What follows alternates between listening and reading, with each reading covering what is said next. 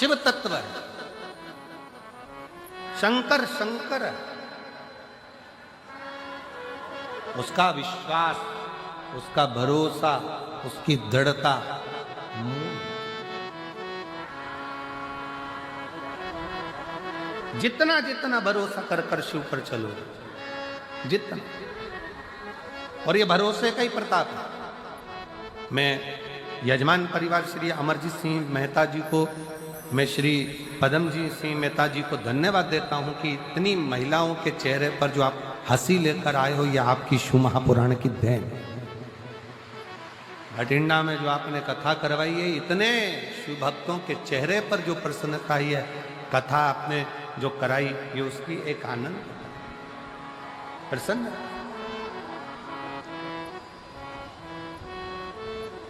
ये आनंद था। एक बार यजमान परिवार के लिए जोरदार ताली बजाओ। बहुत सारे शिव तत्व की प्राप्ति का केंद्र बिंदु है शंकर भगवान की अविरल भक्ति और विश्वास। एक विश्वास और एक भक्ति, बहुत ज्यादा।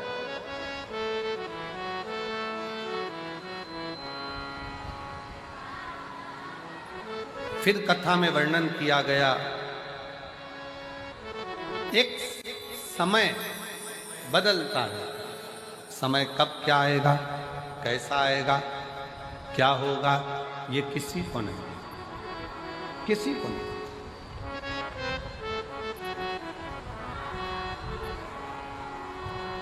जन्म मरण परण, जन्म भी उस परमात्मा के हाथ में है, मृत्यु भी उस परमात्मा के हाथ में है, और परण भी उस परमात्मा के हाथ में है। परण मतलब शादी। डॉक्टर ने कह दिया कि बहू की डिलीवरी होगी, इतने तारीख को होगी, मालूम पड़ा दर्द आने लगे, 2 महीना, 3 महीना, 1.5 महीना, 1 महीना, 15 दिन, 6 दिन, 5 दिन पहले हो गए या 5 दिन बाद। लोगों ने देखकर कह दिया था तुम्हारे लड़की की शादी बस इस साल हो जाएगी, मालूम पड़े 1.5 साल निकल गया, शादी नहीं पक्की। विवाह पक्का नहीं।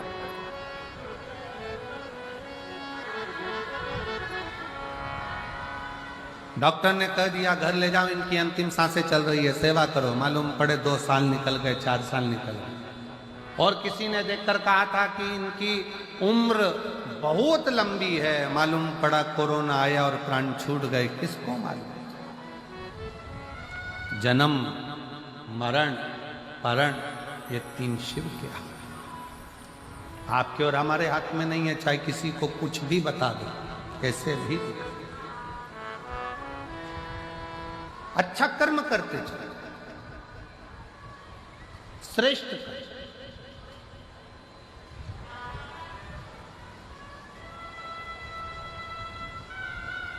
शिव कथा कर रही है, भगवान शंकर का चरित्र कर रहा है, शिव महापुराण की कथा कर रही है।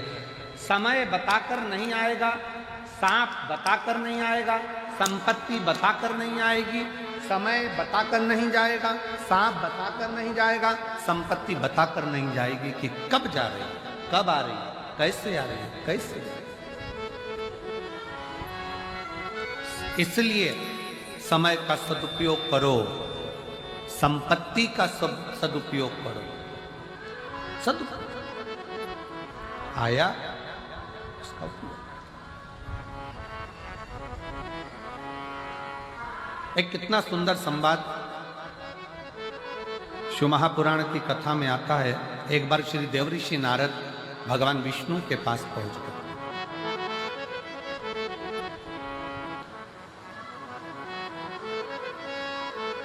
श्रीमन नारायण, श्रीमन नारायण, श्रीमन।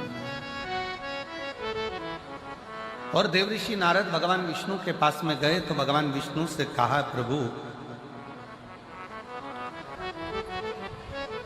मनुष्य के पास कब समय अच्छा आता है, कब बेकार आता है, उसको मालूम नहीं पड़ पाता। कब उसे संपदा मिलेगी कब नहीं मिलेगी उसको ज्ञात नहीं हो पाता।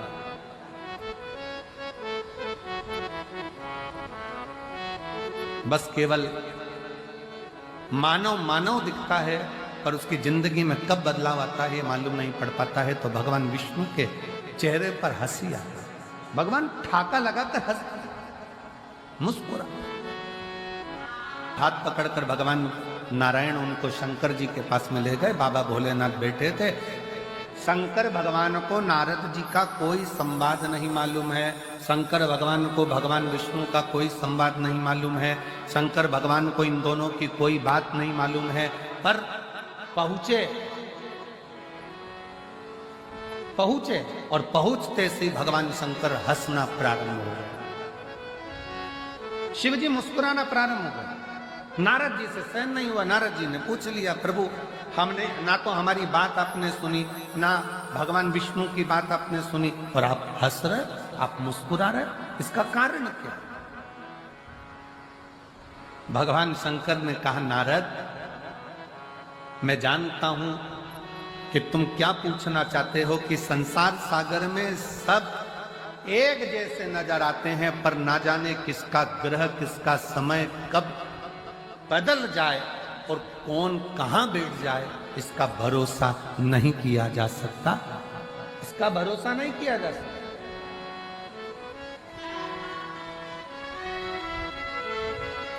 पर नारद व्यक्ति मनुष्य अपने कर्म को करता एक जैसा दिखता अंदर से पूर्ण तरह से खाली होता चले जाता। हाथी आया है आपके भटिंडा में? कभी हाथी का दर्शन किया है आप लोगों ने? अरे बोलो तो जम के। इधर आता हाथी? नहीं आता? आता है? अच्छा। नहीं तो टीवी में तो आजकल रोज आता है छोटे छोटे बच्चों के लिए, एक मोटा हाथी। नहीं, टीवी में तो बच्चों को खाना भी माता है वो हाथी दिखा के खिलाती है आजकल। जब तक मोटा हाथी चालू ना करो जब तक वो खाना नहीं खाए।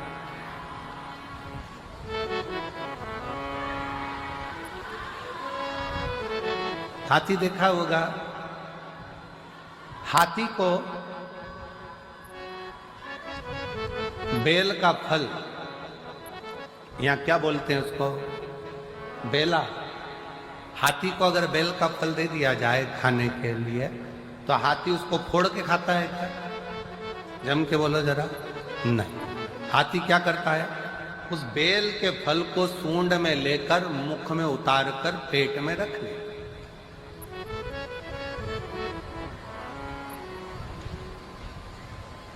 फिर जब हाथी गोबर करता है तो वो बेल का फल वैसा की वैसा ही बाहर निकल, जैसा खाया था वैसा की वैसे ही बाहर निकल जाता है। पर उस बेल के फल को आप तोड़ कर देखना, उस गोबर में से उठाकर, वो बेल के फल में अंदर गूदा नहीं रहता है, केवल खोल खोल रहती है और गूदा उसमें से चला है।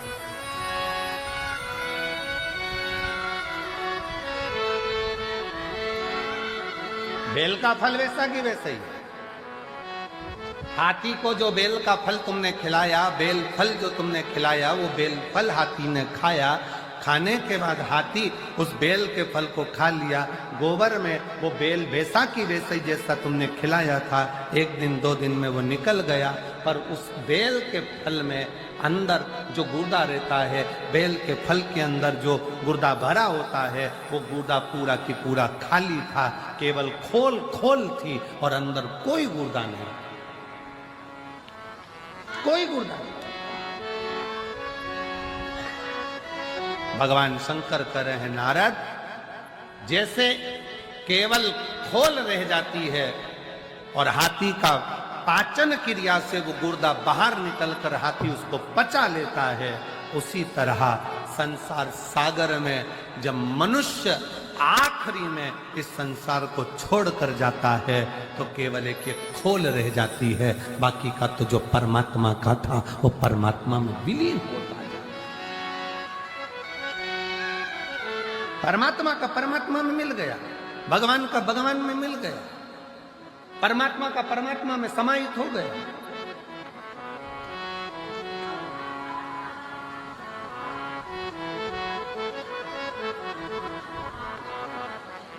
एक बेलपत्री में, एक बेलपत्र में, एक बेलपत्र में वो तत्व होता है। अगर शंकर पर चढ़ी हुई बेलपत्र को आप खा रहे हो तो उस बेलपत्र में वो फल होता है कि आपके शरीर के जितने रोग हैं, चाहे वो बीपी हो, चाहे शुगर हो, चाहे थायराइड हो, चाहे सोराइसिस हो, जो भी बीमारी है शरीर धीरे, हाँ, कई लोगों को बेलपत्र खाने पर जीवान में छाले आ जाते हैं, किसी किसी को बेलपत्र खाने पर जीवान तोरी तोरी हो जाती है, हारमोनियम। बेलपत्र खाने पर कई बार जीवान तोरी तोरी हो जाती है, बेलपत्र खाने पर कई बार मुख में छाले आ जाते हैं, बेलपत्र खाने पर कई बार भोजन में स्वाद नहीं आता है,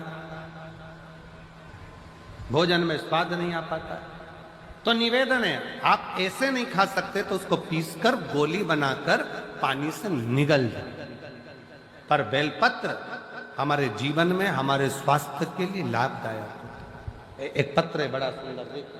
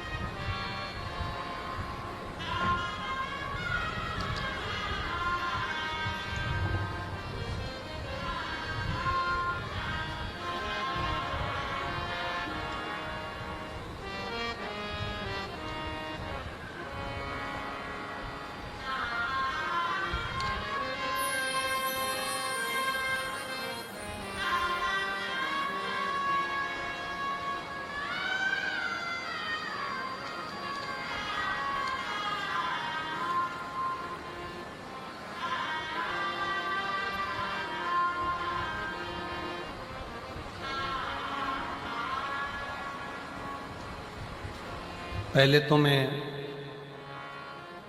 गुरुजी अमरजीत जी मेहता अंकल जी को बहुत बहुत धन्यवाद देता हूँ, जिन्होंने ये कथा कराई। मेरा नाम दिव्या है, मैं भटिंडा की रहने वाली हूँ। कहीं बैठी हो दिव्या तो हाथ हिला सकती। मैं भटिंडा की रहने वाली हूँ, मेरा नाम दिव्या है। कहीं बैठी हो तो हाथ हिला सकती, और बैठी हो तो एक बेलपत्र लेने आ सकती। मैं श्री अमरजीत सिंह मेहता जी को, अंकल जी को बहुत बहुत धन्यवाद देती हूँ, जिन्होंने हमको कथा सुनने का सौभाग्य दिया। मेरी उम्र 16 साल है। मैं आपकी कथा 2022 से सुन रही हूँ। 2 महीने पहले मेरी माँ को एक बीमारी हो गई थी, जिसका मैं नाम नहीं लिख रही हूँ। डॉक्टर ने ऑपरेशन करने का बोल दिया। उस बीमारी का मैं नाम नहीं लिख रही हूं, ऑपरेशन करने का बोल दिया और 10 दिन का समय दिया। जब 10 दिन का समय मांगा, डॉक्टर ने बोल दिया ठीक है, आप 10 दिन के बाद ऑपरेशन कराओ। ऑपरेशन का तारीख निकाला गया और मेरे घर के लोगों ने 1 लोटा जल और एक बेलपत्र का प्रयोग करना प्रारंभ करा। 10 दिन बाद ऑपरेशन था। शिवजी पर चढ़ा हुआ जल और बेलपत्र 10 दिनों तक देना प्रारंभ करा। 10 दिनों के बाद डॉक्टर के पास गए तो उन्होंने कहा कि ये बीमारी बिल्कुल ठीक हो चुकी है, अब ऑपरेशन की जरूरत नहीं। अब ऑपरेशन की जरूरत नहीं है। पत्र को आप लोग एलईडी पर पढ़ सकते हैं। 10 शिवजी पर चढ़ा जल और बेलपत्र 10 दिनों तक दिया। जब हम 10 दिनों के बाद डॉक्टर के पास गए उन्होंने कहा कि ये बीमारी बिल्कुल ठीक हो चुकी है, अब यह बिल्कुल ठीक है, इसको ऑपरेशन नहीं होगा। गुरुजी बाबा बाबा है, मैं बाबा को प्रणाम करने के लिए आई हूं। एक लाइन अच्छी लिखी है, आप और हम गुनगुना लेते हैं। तेरे दरबार की बाबा निराली शान देती है, तेरे दरबार की बाबा निराली शान देती है। तुझे देते नहीं देखा पर झोली भरी देखी है, मुख दुनिया मोड़ेगी बाबा तू मुखड़ा मोड़े, मुख दुनिया मोड़ेगी बाबा तू मुखड़ा मोड़े। आप शिव की आराधना किस भाव से कर रहे हैं?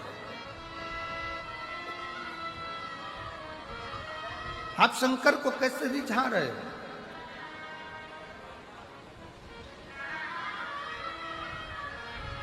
मेरी जीजियों, शिव के मंदिर में केवल एक लोटा जल देने के लिए मत जाओ। शिव के मंदिर में अगर जाओ तो लोटा भर जल के साथ में अपना दिल भी बाबा को देकर आओ, तो समझो कि तुम्हारा कार्य सफल हुआ। केवल मंदिर में गए, जल चढ़ाया, आ गए, वो श्रेष्ठता नहीं। अपने मन से, अपने दिल से बाबा